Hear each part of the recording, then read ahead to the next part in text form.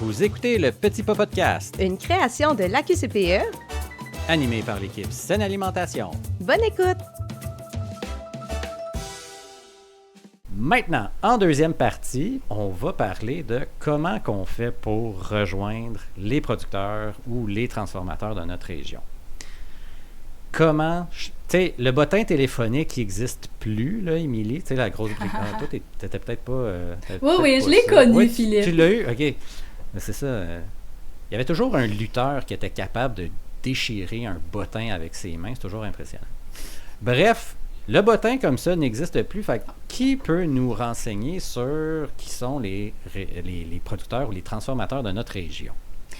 Je veux dire d'abord qu'un milieu qui veut débuter sa réflexion peut y aller de la manière qu'il souhaite. Fait que ce soit un contact, que ce soit une recherche Google. Tu sais, si tu veux explorer naïvement, sans t'attacher, sans dire « Ah, faut que je contacte », tu peux y aller, c'est ouvert à n'importe qui. Mais on de s'entend... façon autonome. Exact. Mais on s'entend qu'effectivement, il y a des facilitateurs. Puis c'est pas engageant de faire affaire avec les facilitateurs. Fait que les deux options sont possibles. Il y a les tables de concertation bioalimentaire qui existent dans la majorité des régions du Québec. Donc moi, je vous invite à nous contacter parce que c'est notre travail de connaître l'industrie, de connaître les producteurs, les transformateurs, puis de connaître aussi la commercialisation possible entre ces entreprises-là et les marchés. Donc, Parfait. La majorité des tables ne vont pas référer des entreprises impossibles. T'sais, vous n'aurez pas une liste de microbrasseries. Désolée, là. Ça peut être demandé quand même. Mais la table... Rarement pour un CPE.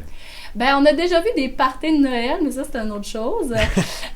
Mais, fait que la Bien table... arrosé. C'est ça. La table peut être vraiment un grand facilitateur au niveau des contacts, peut même initier des rencontres. Donc, OK. dans la démarche des petits ambassadeurs, tantôt, je parlais des milieux accrédités et de la cohorte. Donc, la cohorte, c'est pas engageant. T'embarques dans la cohorte, c'est gratuit. C'est juste de dire, je veux être tenu au courant de l'initiative. Puis, en majorité... Je dirais 1 à 2 fois par année, il y a des activités de réseautage qui s'organisent entre la cohorte des petits ambassadeurs et l'industrie de la région concernée. Fait que ça, c'est comme OK. la meilleure manière d'aller t'asseoir puis rencontrer des producteurs transformateurs de chez vous. Il y a Ouais. aussi des organisations, tu sais, à la QCPE, vous avez des conseils que vous pouvez donner. Il y a Aliments du Québec qui existe, il y a un répertoire Ouais. en ligne. Fait qu'il y a plein de manières de le faire. Mais c'est sûr que si on veut rentrer dans ce monde-là, être tout de suite en contact avec d'autres responsables alimentaires qui sont dans la démarche ou qui sont même déjà rendus peut-être très loin dans la démarche, ben, d'embarquer dans le programme, ça peut être très facilitant. Là. Puis comme je le Ouais, dis, c'est ça. c'est pas engageant. C'est ça. Si je suis gêné ou j'ai aucun repère dans ce monde-là, d'embarquer dans le mouvement des petits ambassadeurs, ça permet justement d'aller dans un chemin peut-être déjà tracé qui va être beaucoup moins demandant pour une responsable d'alimentation qui serait totalement novice dans ce volet-là. Exact. Fait que je pense que tu as bien expliqué, c'est dans certains cas, ça va être le programme avec ses activités de réseautage, mais qui va faire en sorte que les CPE vont rencontrer des industries. Mais c'est quoi l'avantage pour justement un producteur ou un transformateur de faire affaire avec un CPE? Ça, je l'aime, cette question-là, parce que on se ramène en 2016 quand on a commencé, puis les producteurs transformateurs ne voyaient peut-être pas les garderies, les CPE, comme étant un marché potentiel hallucinant, tu sais, parce que c'était vraiment méconnu, les approvisionnements de ces milieux-là. Mais aujourd'hui, pour un producteur transformateur, l'avantage de faire affaire avec le marché des services de garde éducatifs, c'est vraiment d'avoir des volumes d'achat qui correspondent à un petit café. Tu sais, un petit restaurant-café, là, c'est les mêmes volumes d'achat ou presque là, qu'un CPE, qu'une garderie. Puis ça, ils le voient maintenant aujourd'hui. Il y en a, la majorité des entreprises le voient aujourd'hui, donc sont même intéressés déjà avant même que vous les appeliez. Sinon, il y a vraiment plus d'avantages en tant que CPE d'approcher une entreprise du fait qu'il y a des menus qui sont cycliques. Il y a des volumes d'achat qui sont ultra stables. Donc, du lundi au vendredi, généralement, c'est les mêmes volumes, c'est la même quantité de jeunes qui sont là. C'est sauf, mettons, dans les vacances d'été, là, mais on s'entend que c'est des volumes d'achat qui sont très stables, contrairement à un restaurant qui, lui, est impacté par toute la mouvance de l'année. Puis le menu cyclique fait que les mêmes commandes reviennent de manière cyclique. Fait que l'entreprise peut les voir venir. Fait que ce soit le producteur maraîcher qu'on disait tantôt, qui lui va pouvoir concentrer une partie de ses ventes sur tel produit parce qu'il sait que c'est ça qui est acheté beaucoup par son CPE, bien c'est acquis. T'sais. Il sait que ça va être payé, que ça va être commandé, que ça va être livré à chaque semaine, 2 semaines, 3 fois par semaine, peu importe. Puis pour l'entreprise de transformation, c'est la même chose. Puis même que un des enjeux là, qu'on a vu beaucoup, c'est que les entreprises voulaient faire du vrac en très, très grand volume. T'sais, initialement, ils disaient « Hey, moi, je suis capable, là, je peux vous faire du gros vrac. » Puis là, les milieux disaient « T'as peu, là, moi, j'ai pas... j'ai une armoire de cuisine de libre, là. » Tu sais, j'ai un frigo grosseur cuisine domestique des fois, là. Fait que, tu sais, relax. Fait que les entreprises, elles, pour elles, la stabilité des commandes peut représenter la même chose que de vendre un très gros format dès le départ. Je sais pas si tu comprends. Fait que là, on a vu des entreprises dire « Ah, ben OK, je vais faire l'équivalent, mettons, de si je te vendais une poche de 60 kilos, mais je vais te les distribuer en 20 kilos, en 10 kilos, en 5 kilos, peu importe, tu sais. Mais je le sais que ce 60 kilos-là, c'est ça, il va être vendu pareil, tu sais. Fait que ça peut vraiment permettre, pour l'entreprise, ça représente quelque chose de vraiment différent. Tu sais, le marché de détail, c'est pas autant stable. Le marché de la restauration, stabilité CPE, sincèrement.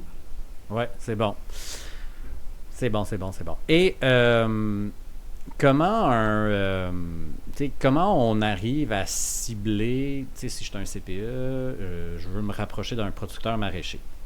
Ça serait quoi mes premières étapes? Moi, je recommanderais, c'est sûr, de faire un peu des pré-devoirs. Fait que ça peut être intéressant d'aller voir les menus. Donc, des devoirs. J'ai jamais entendu un professeur, Émilie, dire « Je te donne un pré-devoir ». Oui.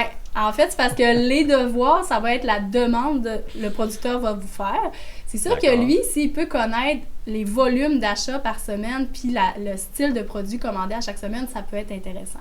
Quand je dis pré-devoir, c'est que sachant qu'il va vous poser des questions de cette nature-là, bien, vous pouvez déjà aller voir le menu. C'est ça. Allez voir le menu de l'été passé, mettons, où là, c'est cyclique. Fait que vous les connaissez, là, les gens les connaissent, les menus. Fait que d'aller voir c'est quel produit qui est acheté à peu près quelle fréquence. Puis là, d'approcher, moi, ma recommandation, c'est d'approcher le producteur maraîcher le plus proche de l'installation. C'est sûr que c'est ça l'idéal, là, on s'entend. Puis si ça fait plus ou moins l'année d'après, on essaie peut-être d'en avoir 2, on essaie de changer. On va trouver un jour le bon, c'est certain. C'est rarement pas le premier, là, habituellement ça va très bien. Donc d'aller donner une petite idée, fait que de dire, ben écoute, moi j'ai ciblé, mettons, laitue, tomate, concombre, zucchini, voici comment j'en achète à peu près à chaque semaine pendant l'été, c'est quelque chose qui est faisable. Fait que là, il va pouvoir dire, ok, ben gars, l'année prochaine, là, dis-moi aller peut-être plus tôt, je vais pouvoir m'adapter, mais pour cette année, je vais te donner ce que je suis capable de donner hebdomadairement, ça va être plus facile pour tel produit, peut-être que celui-là, je vais en manquer quelques fois parce qu'il en passe beaucoup dans mes paniers de fermiers de famille, tu sais. Ouais, il va être content de passer ses grosses courgettes, par contre. À la fin de l'été, peut-être, oui, effectivement. Moi, je conseille de juste offrir de la courgette, en fait, à la fin de l'été. C'est ça. Un pain aux zucchini à chaque semaine. C'est ça. De septembre à octobre. Sans cesse. C'est bon. Donc, fait que là, on est dans l'étape de j'ai évalué tout ce que j'ai acheté, j'ai évalué mes quantités, je lui présente, puis après, lui, il me dit qu'est-ce qui est disponible, qu'est-ce qui va être faisable. Parfait. Exact. Puis d'expérience, on sait qu'il y a certains milieux, des fois, qui vont être plus à l'aise avec une entente signée. Fait que c'est un document qui existe, un modèle, on appelle ça des fermiers de garderie. Donc, c'est un document qui existe. Il peut être adapté en fonction du contact qui est fait avec le producteur X du milieu, puis il peut y avoir une entente qui est faite. Le style d'entente, c'est de protéger les deux. Tu sais, on s'entend qu'il ne peut pas arriver de gros problèmes, mais un producteur qui vit des intempéries climatiques, bien, ça se peut que, oui, sa production soit changée, soit à la très grande hausse, soit à la très grande baisse. Fait que dans tous les cas, c'est de dire, tu sais, on va vivre avec qu'est-ce qu'on va avoir cet été. Puis même chose pour la garderie, le CPE, tu sais, c'est de dire, je maintiens quand même mes fournisseurs généraux de fruits et légumes, parce que pense pas qu'on va réussir à enlever la banane un jour du menu, même l'été, tu sais. Fait que c'est sûr qu'il va y avoir. T'apportes un bon point, c'est que mon producteur maraîcher local, il va pas être à 100% de mon approvisionnement du jour 1. Du moment que je commence, je ne m'approvisionne pas à 100%.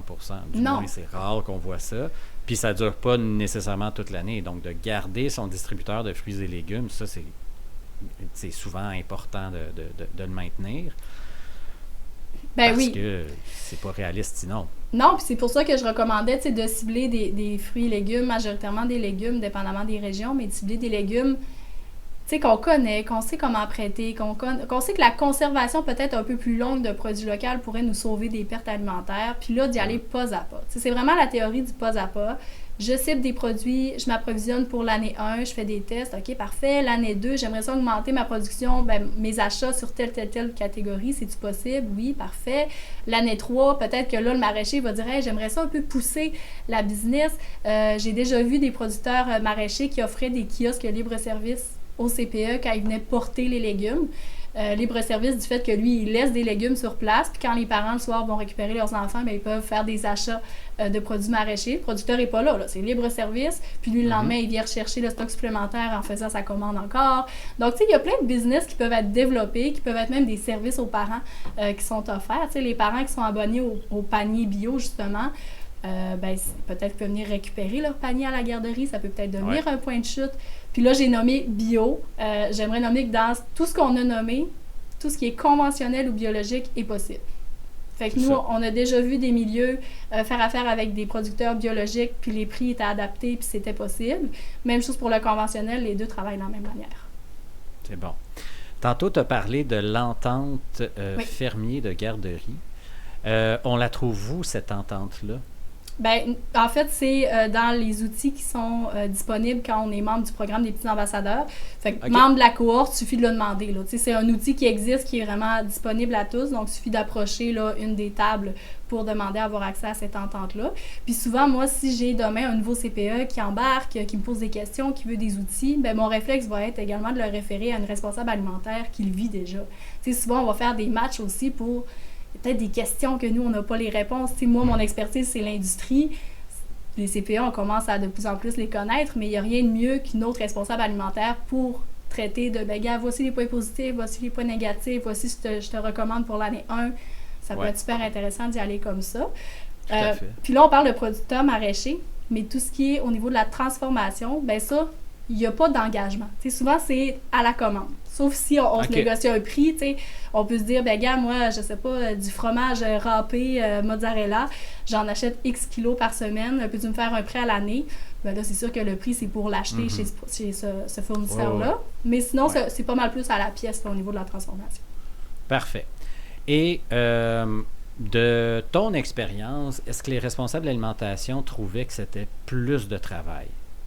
Soit participer, être impliqué dans tout ça, faire les liens avec les producteurs ou les transformateurs. C'est-tu plus compliqué? C'est-tu plus de job? Je te dirais que là, je vais scinder l'aspect de production maraîchère puis de transfo. Parce que au niveau de la transfo, c'est pas nécessairement plus de job parce que les entreprises qu'on va référer en premier, c'est souvent celles qui sont soit déjà chez les grands distributeurs, soit que leur distribution est vraiment facile, les commandes sont faciles, il n'y a pas nécessairement de tâches supplémentaires pour s'approvisionner en ces produits-là. Fait que, encore là, la théorie du pas à pas. T'sais, on va commencer par celle-là. Au niveau du producteur maraîcher, c'est sûr que c'est une commande qui va être faite hebdomadairement, généralement. C'est des produits frais, donc on va la faire à chaque semaine. Donc, de là, devoir contacter une nouvelle entreprise, ça peut représenter pour certaines un travail de plus. Je dirais que souvent, le résultat fait que la responsable alimentaire est contente de contacter son producteur maraîcher après parce qu'elle sait, tu sais, c'est quoi le nouvel arrivage cette semaine. Ça devient comme un jeu. Après ça, on fait des découvertes, on parle aux enfants de ce qu'on a reçu cette semaine. Tu sais, quand les betteraves arrivent, des fois, il y en a de toutes les couleurs, toutes les sortes, fait qu'on est bien content. Fait que, tu sais, ça peut vraiment devenir quelque chose de super ludique, mais quelqu'un qui est vraiment terre à terre en mode nombre d'appels versus nombre de réceptions de marchandises, ça se peut que là, le producteur maraîcher... Il y en a un petit peu plus. C'est ça. Ça se peut que ça demande un peu plus de mécanique, mais encore là, quand on s'habitue, il connaît ce qu'on achète, puis ça peut être des commandes qui se répètent. Puis tu disais aussi, je pense que c'est important de rappeler que d'avoir de la flexibilité sur son menu d'été à l'égard des légumes frais, c'est important. Oui. Il n'y a rien qui oublie, tu sais, dans Gazelle des Potirons, puis je pense qu'on l'a répété et répété là, dans les cohortes qu'on a eues quand on accompagnait les CPE sur les approvisionnements, c'est que oui, tu es obligé d'afficher ton menu, mais il faut que tu l'affiches le matin même. Fait que tu pourrais te dire, hey, cette semaine, lundi, j'ai reçu ça, ben voici les légumes que je vais mettre au menu dans mes prochaines journées. C'est sûr que dans un point de vue de menu cyclique, tu as une idée, mais tu sais, le fait d'avoir légumes frais du jour ou légumes variés, de jouer avec ça, ça permet justement d'avoir des légumes peut-être changeants de temps en temps. Mais comme tu le disais tantôt aussi, si tu t'es approvisionné sur des classiques que tu sais que tu as partout sur ton menu, ben tu as moins de surprises. Ben, tu peux te laisser une porte ouverte pour de la créativité si c'est quelque chose qui t'allume, que tu as envie de faire découvrir des nouveaux légumes. Tu sais, les betteraves, on les voit souvent en conserve, mais c'est pas tout le monde qui va les faire autrement. Donc, il y a plusieurs possibilités. Je pense que c'est vraiment, tu l'as répété, d'y aller petit à petit, un pas à la fois. Ben oui, exactement. Puis quand on commence à être plus habitué à connaître aussi le producteur, c'est là qu'on peut faire ces changements-là, soit quotidiens, soit à chaque semaine. Puis effectivement, la recommandation qui avait été faite dans le temps, ça venait de toi, je pense, c'était de dire, ben écrivez légumes du jardin. C'est dans le menu, puis à chaque jour d'aller préciser. Puis c'est là qu'on voit, tu sais, des petites rabioles. Il y a plein de petits produits, de petits légumes qu'on connaît pas, qu'on peut pas l'afficher sur le menu parce qu'on sait pas si ça va être disponible, mais que quotidiennement, c'est le fun, c'est beau, c'est plein de couleurs, c'est rose, c'est rouge, c'est ligné, tu sais. Il y a plein d'éléments qui peuvent être ajoutés. Fait que c'est sûr que quelqu'un qui est à l'aise avec ce menu-là, ben là, ça devient intéressant de dire au producteur « Hey, t'as-tu encore tel produit? Serait-il possible d'en avoir cette semaine? J'aimerais ça le mettre en crudité. » Ou on peut vraiment jouer avec ces produits-là. Mais oui, effectivement, l'été, je pense que le légume frais est bien meilleur là, pour tout le monde. Là. L'enfant aussi la trouve meilleure, la carotte, l'été. Là, fait que offrez-les. C'est ça. Puis je pense un résultat qui avait été pas prévu, c'était qu'il y avait moins de gaspillage parce que les enfants mangeaient plus de légumes parce qu'ils étaient meilleurs au goût. On peut le voir aussi dans cette optique-là. J'ai déjà entendu un enfant dire « Ma carotte est bonne, elle goûte un petit peu la terre. » Bon, OK, on peut la laver, mais lui, il aimait bien ça, le goût de terre sur sa carotte. Oui, c'est un goût qui se développe ou qui disparaît rendu à un certain âge. On peut la laver, ça goûtera pas.